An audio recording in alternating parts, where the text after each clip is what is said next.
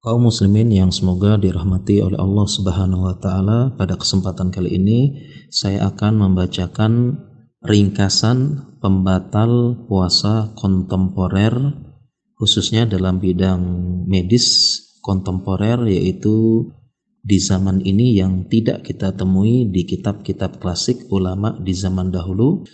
Dan untuk membaca panjang lebar dalilnya, fatwa-fatwa ulama, silakan merujuk ke website saya muslimafiyah.com dan linknya ada di kolom deskripsi. Baiklah, saya akan jelaskan yang pertama dulu mengenai suntikan. Ini ada rinciannya. Yang pertama, suntikan melalui kulit yaitu intrakutan, semisal suntikan insulin, ini tidak membatalkan puasa.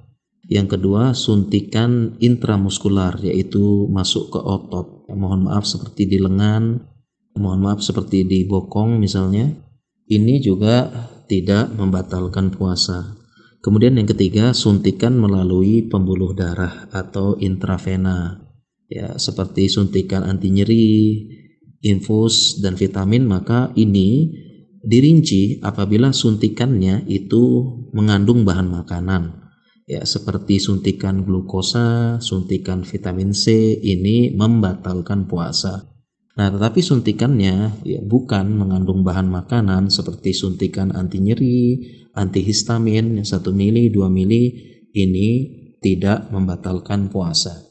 Kemudian terkait dengan donor darah dan menerima transfusi darah, melakukan donor darah ini tidak membatalkan puasa.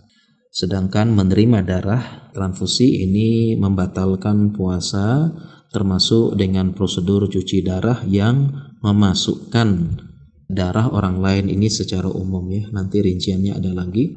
Kemudian penggunaan inhaler dan nebulizer atau orang awam mengatakan terapi asap, ini tidak membatalkan puasa.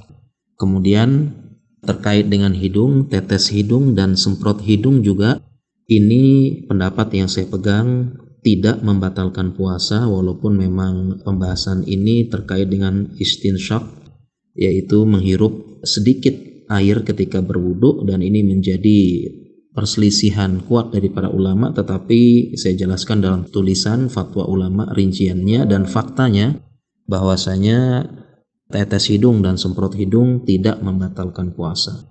Kemudian terkait dengan tetes mata, ini juga tidak membatalkan puasa.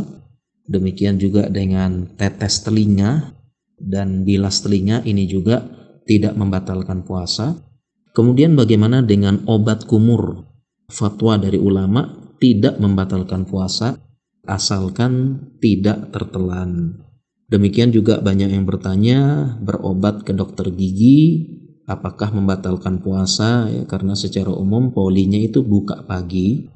Ya, apakah ini membatalkan puasa? Ada fatwanya tidak membatalkan puasa asalkan tidak ada bahan-bahan atau darah yang tertelan di dalam.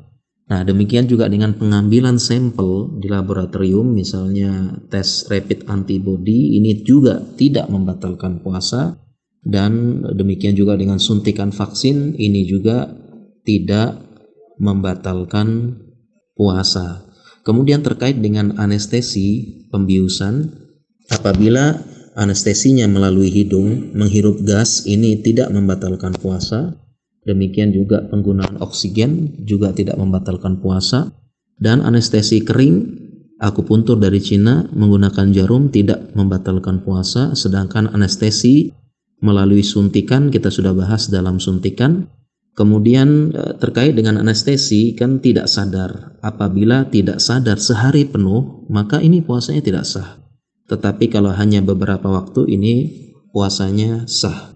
Demikian juga dengan pemeriksaan intravagina, obat intravagina dan beberapa pemeriksaan memasukkan alat di dalam vagina, pendapat terkuat ini tidak membatalkan puasa dan tidak perlu mandi junub karena tidak bisa dikiaskan dengan bersetubuh atau jima. Demikian pembahasan ringkasan dari beberapa pembatal puasa. Apabila ingin mendapatkan penjelasan lebih berupa dalil-dalil dan fatwa ulama, silakan merujuk kepada tulisan kami di muslimafia.com dan silahkan baca di link deskripsi. Demikian, semoga bermanfaat.